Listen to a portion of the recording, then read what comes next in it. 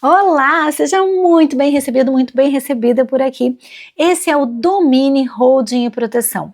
O tema da aula de hoje é colação, o risco invisível que compromete tanto a holding quanto o planejamento patrimonial e sucessório.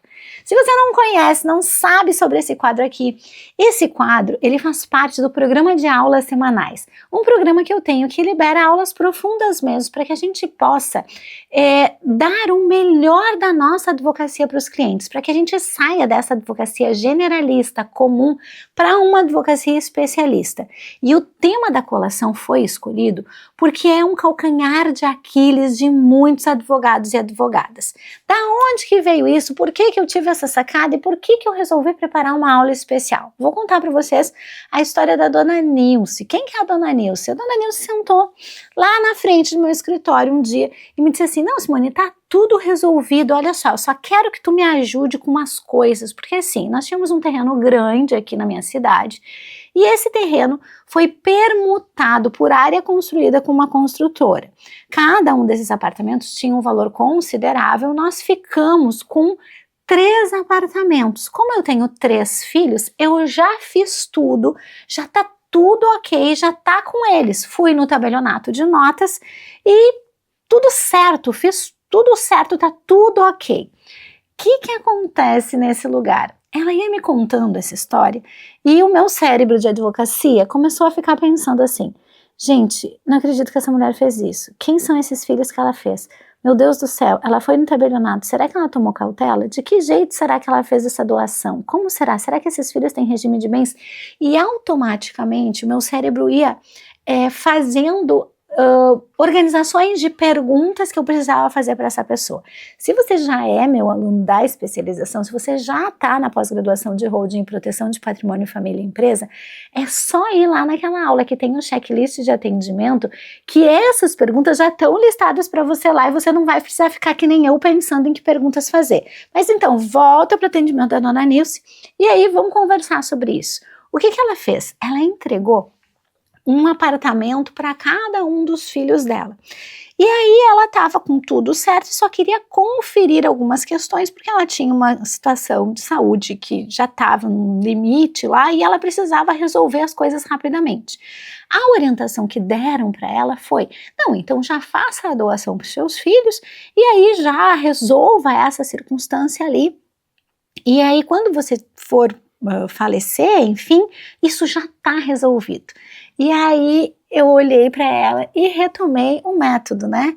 Eu disse assim: dona Nilce, olha só, eu sei que para a senhora pode parecer uma coisa simples, porque a senhora foi ao tabelionato de notas e a senhora efetivou a doação para os seus filhos. Então, parece que isso está resolvido.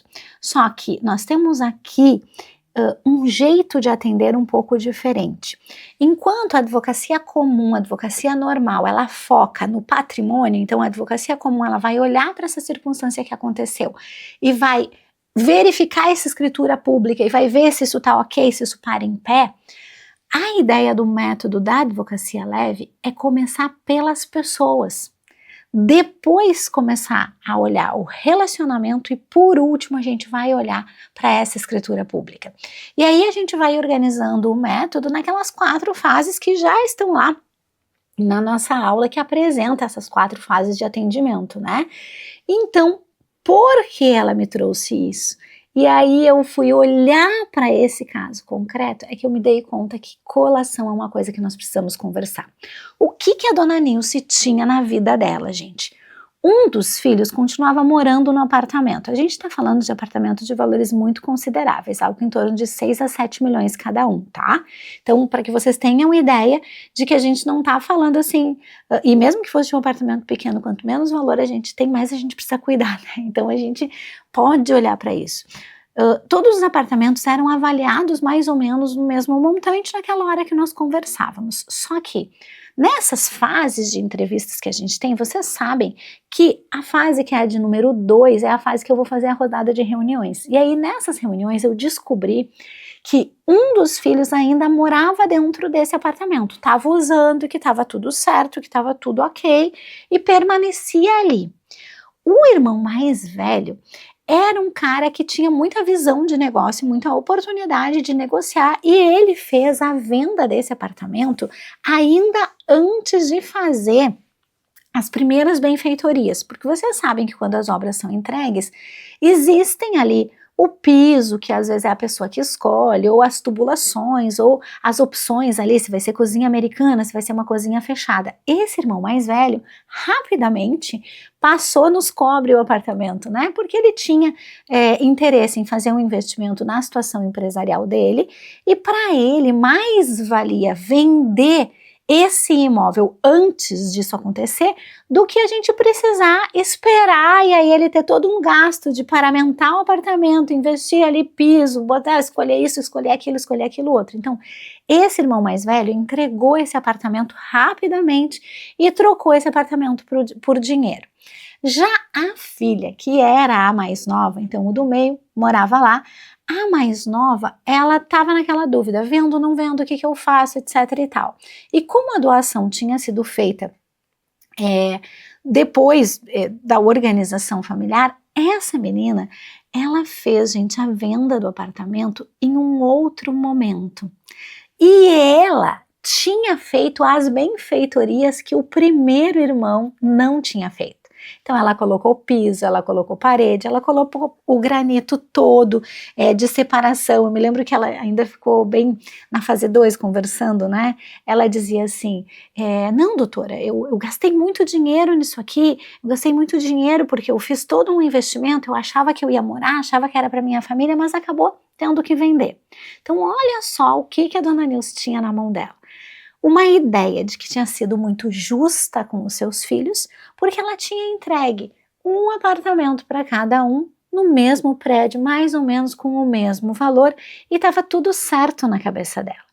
O problema é que na colação a gente precisa olhar com cuidado.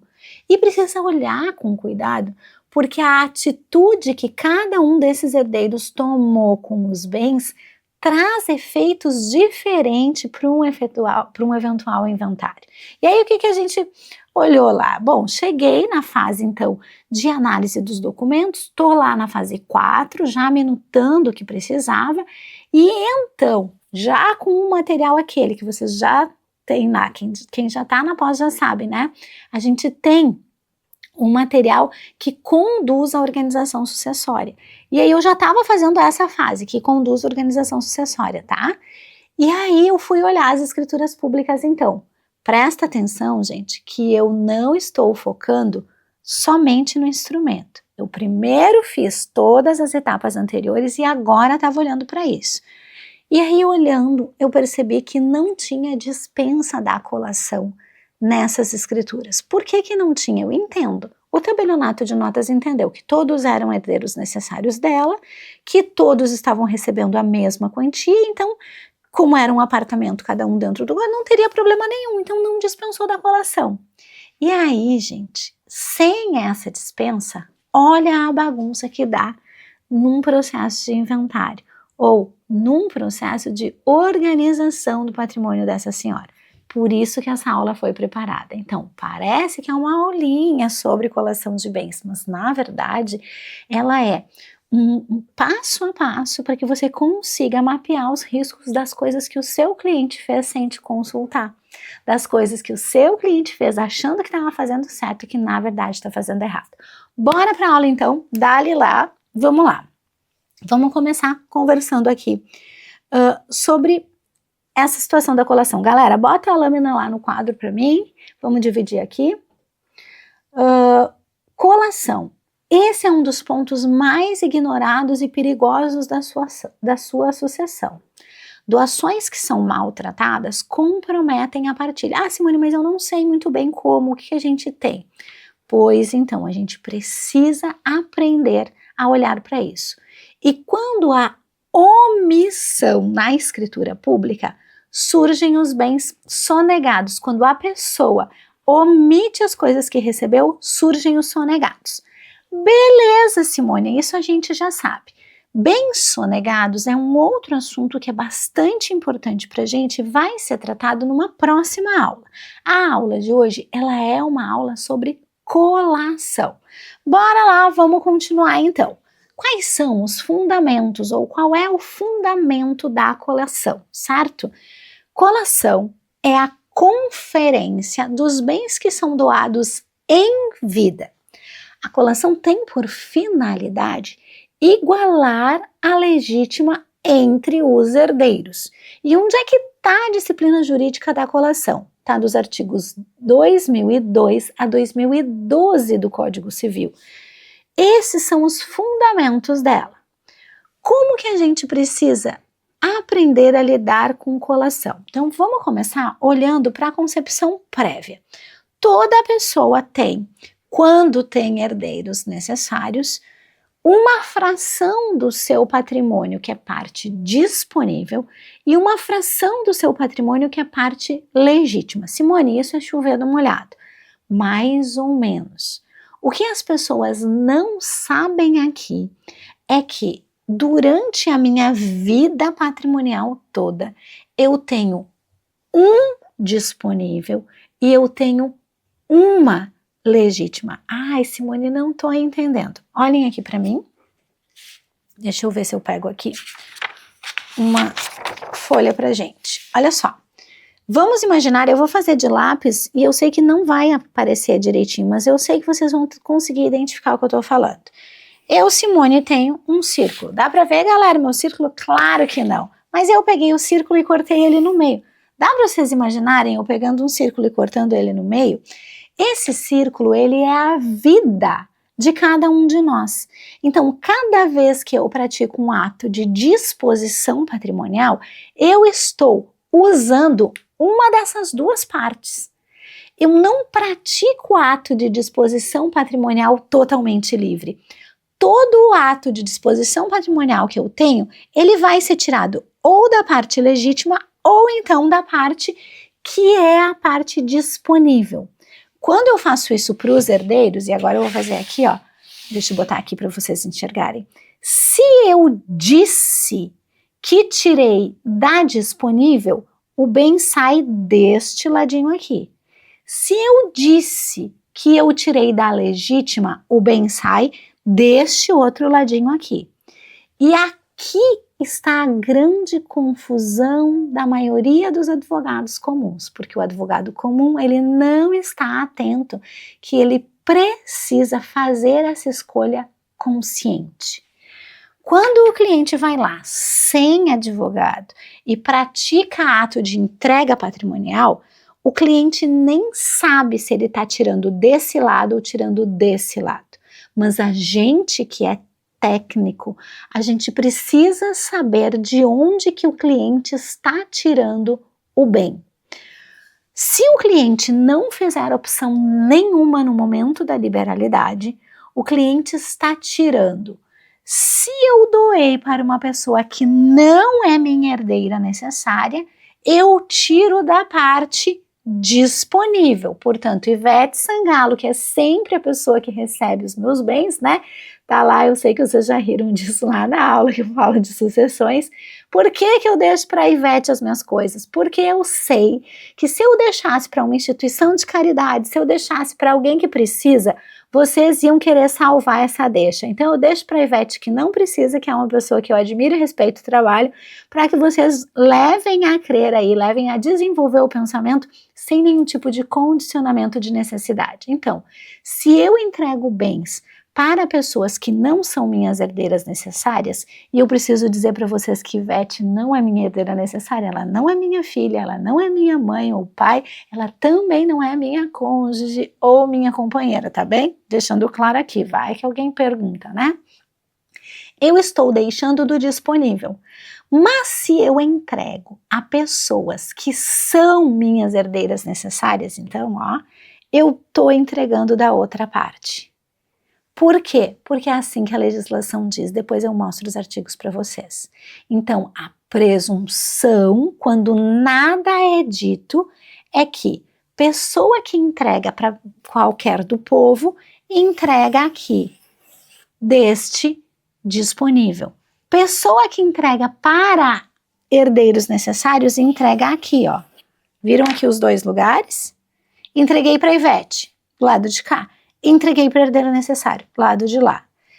Para que eu opere o efeito diferente, então, quando eu entrego para alguém que é meu herdeiro necessário, eu preciso clausular. Então, essa é a primeira informação importante. E aí eu posso dizer, se você está no universo da advocacia comum ainda, da advocacia que não consegue ter os resultados desejados, que não consegue entregar para o seu cliente aquilo que ele gostaria, atuando preventivamente, fazendo isso antes e tendo tempo para ficar com a sua família, eu posso dizer que essa organização aqui da estruturação das doações pode ser um bom começo. Por quê? Isso é uma coisa que o cliente já mais ou menos imagina que tenha que ter assistência. E se você não sabe por onde começar, dizer nas mídias sociais, dizer para as pessoas que você conhece que você organiza eventuais doações de bens para filhos, pode ser um primeiro passo. Tá bem, Simone, mas eu não tenho a menor ideia de como que eu me posiciono nas redes sociais, eu não sei. Aí isso é um outro assunto. Inclusive, para esse outro assunto, é que nós criamos uma outra coisa aqui nesse canal, que é o DDA, que é a sessão diagnóstica da advocacia.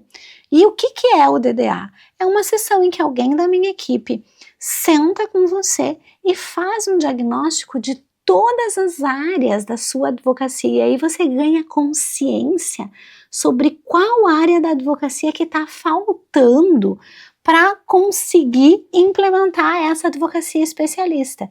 Então, a gente parece que a gente está falando aqui de uma aula que é uma aula de qualquer coisa. Não, gente, a gente está falando de vida real. Quando eu dou a informação para vocês que o advogado especialista, ele sabe de onde sai o bem, eu estou dizendo para vocês, é importante que vocês usem isso dentro do método, porque se vocês não usarem isso dentro do método, vocês estão entregando para o cliente o papel ou o parafuso, que é o que eu costumo dizer. E quando a gente entrega parafuso, a gente não é bem remunerado.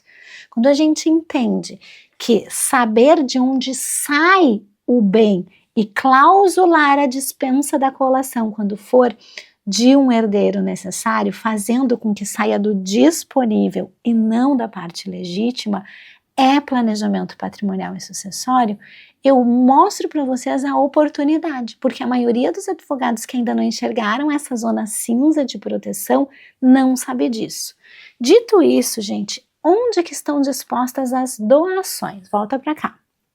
Lá no 544, a doação de ascendente para descendente ou de um cônjuge ao outro importa adiantamento daquilo que lhe cabe por herança.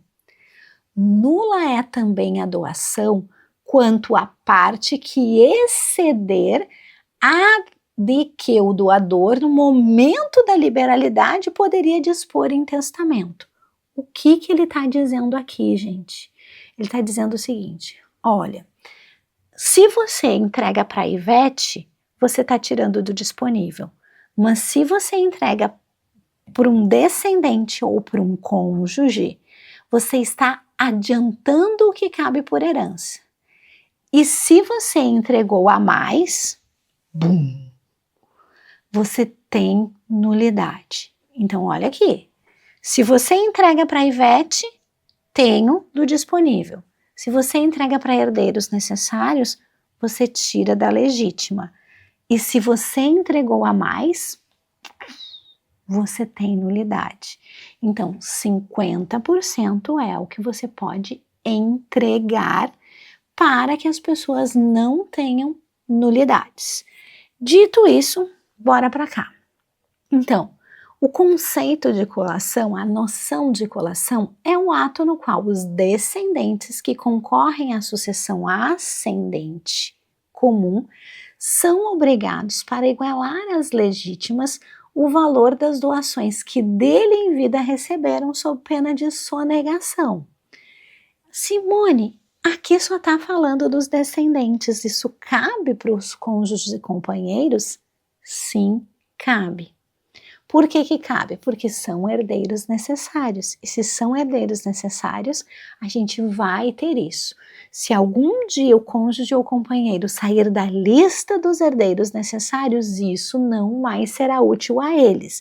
Então, muita atenção. Se você está vendo esse vídeo aqui, essa aula, e o cônjuge nesse momento é herdeiro necessário, saiba que ele precisa colacionar.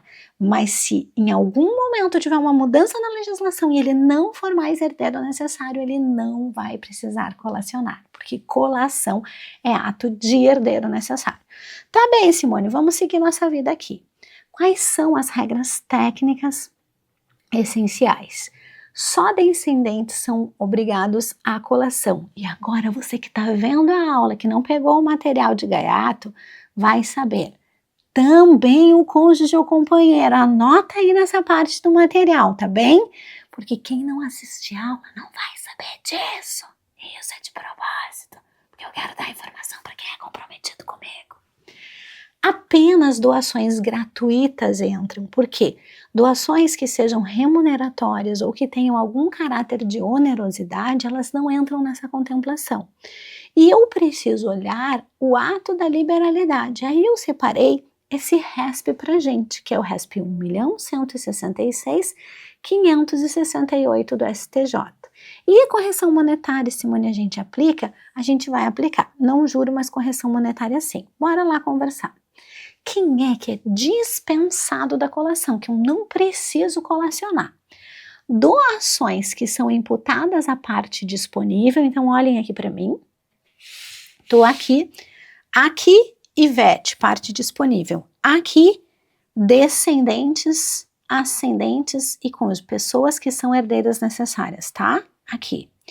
Se por acaso, ao doar para um herdeiro necessário, eu dispensei da colação, essa doação, ela migra para ser da parte disponível. Então, quem tem doação com cláusula de dispensa, retira do disponível. Vamos seguir. A dispensa explícita na escritura ou testamento, as doações que são remuneratórias e os gastos ordinários ali do sustento do próprio bem, a questão de estudos ou a questão que diz respeito aos aprestos de casamento também são dispensadas. Simone, de onde tu tirou isso? Da legislação, meu povo, tá certo? Bora lá continuar. Onde que isso está? Eu fiz uma lista e eu marquei de vermelho para que a gente tenha uma leitura focada do Código Civil. Então, a gente vai olhar para o 2002, dizendo que quando eu tiver uma concorrência com alguém que é comum, eu sou obrigada a igualar as legítimas. E aí, no parágrafo único do 2002, ele diz assim: para cálculo da legítima, o valor dos bens conferidos será computado da parte disponível sem aumentar a disponível. Então, eu computo no indisponível sem aumentar o disponível. O 2003, lá no vermelhinho, a colação vai igualar a proporção, obrigando também os donatários que ao tempo do falecimento o doador já não tiver os bens. Então, olha o caso da dona Nilce aqui.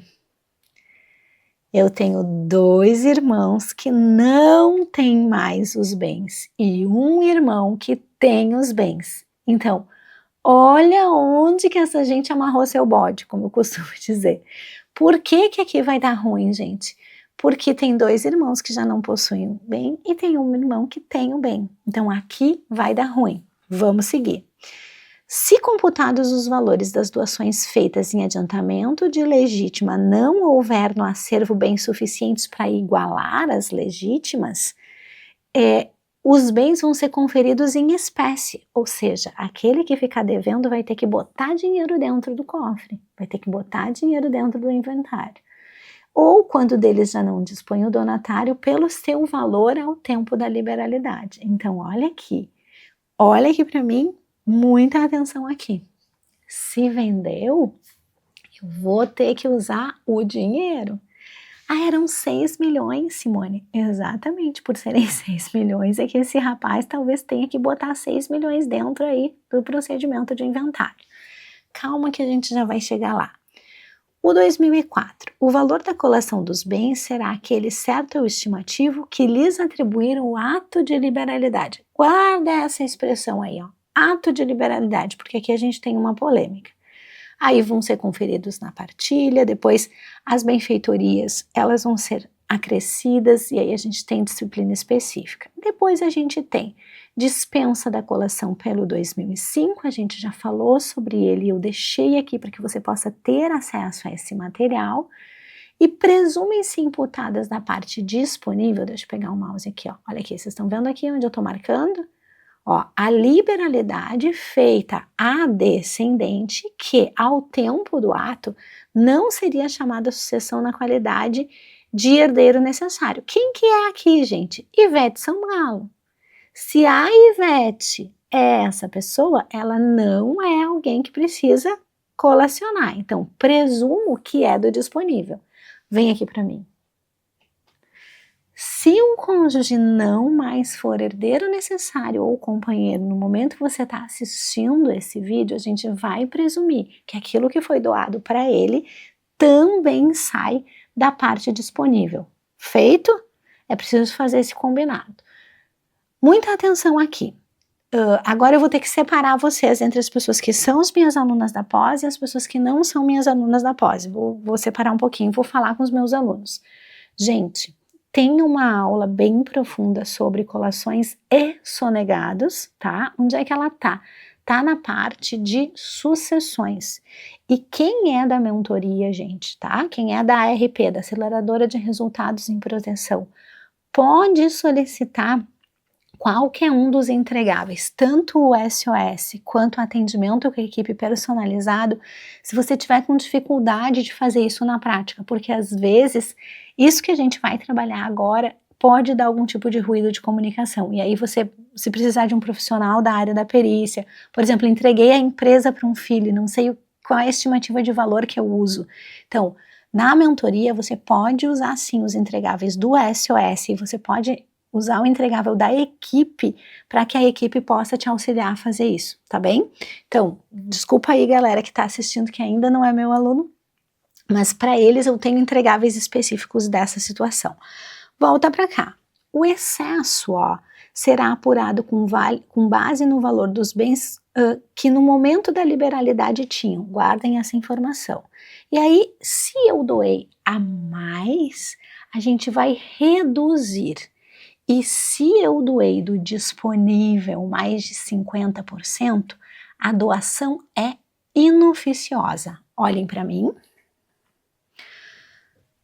Qual é a diferença entre doar para a Ivete ou doar para um herdeiro necessário?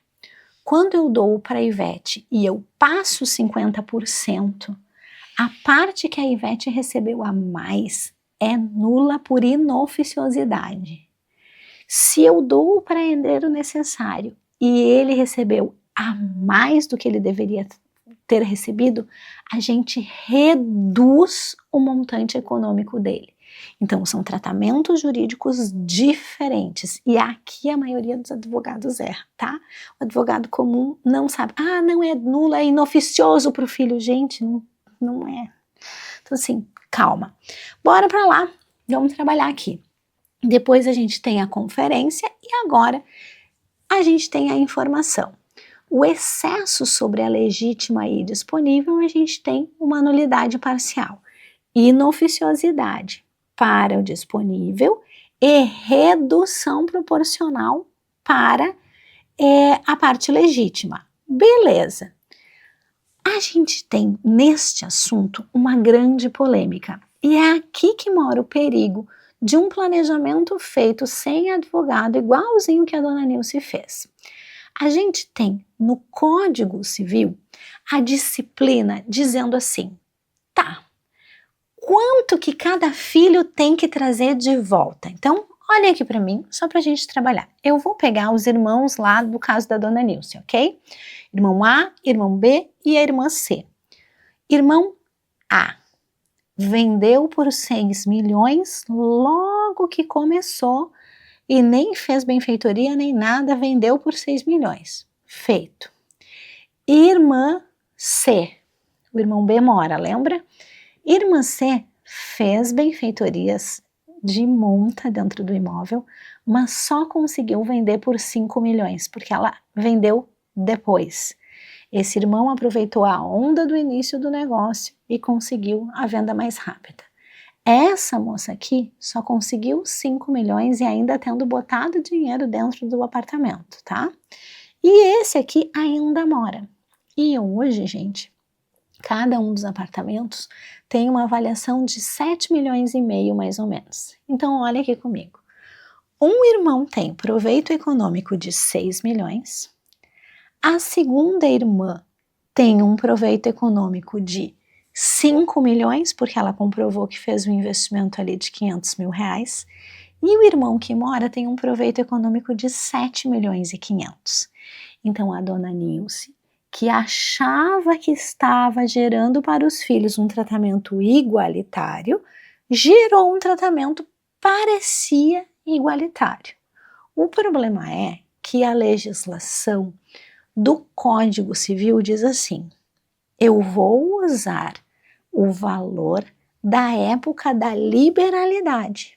Então, se a gente fosse usar o Código Civil, a gente precisaria considerar que cada um desses filhos recebeu 6, recebeu 6, recebeu 6. C'est fini, ok? O que diz o CPC? Vamos lá. No prazo estabelecido no 627, o herdeiro obrigado à colação conferirá por termos nos autos ou por petição os bens a serem conferidos na partilha, assim como as acessões e as benfeitorias que o donatário fez, calcular-se-ão pelo valor que tiverem ao tempo da abertura da sucessão. Morreu Dona Nilce. Ela achava que estava gerando igualdade. 6, 6, 6. A regra do CPC, que é uma regra procedimental, que é uma regra processual, diz: não é 6, 6, 6. Eu preciso olhar a avaliação no momento que a Dona Nilce morre. E no momento que a Dona Nilce morre, um irmão teve proveito econômico de 6, outro irmão teve proveito econômico de 5 e outro irmão está tendo proveito econômico morando no bem de 7.500. Então, pode parecer pouca coisa, mas olha só, a gente tem 1,5 milhão de diferença, a gente tem 1 milhão para baixo e a gente tem os 6 de verdade. Então, assim, cada filho deveria receber 6. Olha o que vai acontecer. Esse irmão, se não for feito um acordo, vai ficar 7 ou 8 anos brigando, porque se ele for vender esse apartamento hoje por 7 milhões e 500, ele não vai conseguir. Só que como essa é a apreciação econômica que está no valor de mercado desse bem, gente, ele teria que devolver para dentro do Multimor 2 milhões e meio. Não, 1 milhão e meio, né? 7.500. Então, olha só que coisa, né? Eu teria que somar tudo, dividir por 3 e as diferenças serem compensadas dentro do momento do inventário. Isso, gente, é muito ruim, porque aquilo que eu tinha feito na estimativa de que todos tivessem concordância, não teremos. Tá, Simone, como é que a gente faz então para isso acontecer, né? Como é que a gente resolve? Pelo STJ tá valendo então tá prevalecendo o valor da doação corrigido monetariamente. Beleza. Tem tratamento diferente o bem que existe e o bem que foi vendido. Já vimos isso também. Hoje a gente tem um prazo decenal de prescrição de 10 anos para retomar o efeito patrimonial diferencial dessas colações que são distintas, e as duas turmas de direito privado têm entendido que a gente tem uma anulação de doações inoficiosas. Qual é o território do advogado especialista, gente? Né? Vamos olhar aqui. Um advogado comum, ele ignora a colação e sonegados, a gente já sabe disso. Ele vai lá, vai fazer a escritura pública e está vendendo parafuso para a criatura. Então, o advogado especialista, ele já atua preventivamente e evita nulidades. Mas como ele atua preventivamente? Como é que eu resolvo isso? Número 1, Coloco uma cláusula que entre eles a gente já aceita o valor de avaliação. Ah, Simone, isso é 100% seguro? Não, mas isso é um redutor de complexidade. Número 2, posso fazer um protocolo familiar, levar a registro no títulos e documentos, chegando à concordância de que a gente está recebendo 6 milhões, o CPC diz que a gente precisa colacionar de outro jeito, mas nós estamos de acordo entre nós que nós vamos aceitar a avaliação proporcional até que se equivalham às deixas, então até que se equivalham àquilo que foi recebido. Ah, tá bem, Simone, qual a outra situação? Terceira situação que é ótima pra gente. A gente faz uma convenção processual em que este combinado entre a dona Nilce e seus filhos devem ser utilizados para parametrizar o procedimento de inventário. Então, embora a gente tenha a regra da colação, uma vez que neste caso é diferente, nesta convenção processual, utilizando pactos lá para valer o procedimento de inventário, a gente aceita a equiparação do que foi deixado para cada um, entendendo que eventual situação a que teria direito lá, decorrência da mudança da lei do CPC, que a gente faz entre herdeiros um pacto de que para nós não vai valer, a gente declina desta possibilidade. Por quê? Por um critério de justiça. Qual o critério de justiça? Todos os herdeiros têm exatamente a mesma disponibilidade patrimonial no exato mesmo momento em que isso acontece. E aí, como a gente tem uma declaração formal desses herdeiros, eles não podem se beneficiar da própria torpeza. Ah, gente, então o advogado especialista está protegendo o quê? As relações e a estabilidade patrimonial, tá certo? Aí eu pergunto, você quer continuar copiando o modelo pronto? Ou está disponível para uma verdadeira virada de chave da tua advocacia? Se você está disponível para uma verdadeira virada de chave da advocacia e não sabe por onde começar, eu te convido duas coisas. A primeira delas é solicitar esse diagnóstico individual da sua advocacia com alguém da minha equipe. A gente tem aqui um formulário que você pode preencher para solicitar isso. E a segunda é se inscrever nesse programa de aulas semanais, porque é gratuito, porque toda semana tem aula vertical e profunda sobre isso. A minha ideia é que quanto mais gente migrar para essa advocacia especialista, menos conflitos a gente vai ter que levar para o fórum, porque no fórum vai ficar somente aquilo que não tem solução. O resto já foi lidado lá preventivamente. Eu quero botar no final uma frase que para mim é muito importante. Olhem aqui. Proteção patrimonial sem técnica sucessória é castelo de cartas. Por quê? Porque não para em pé. Se você quer fazer coisas que param em pé, não faça que nem a dona Nilce, ou não faça que nem os advogados comuns. Tenha verticalidade e profundidade. Eu encontro vocês na próxima aula.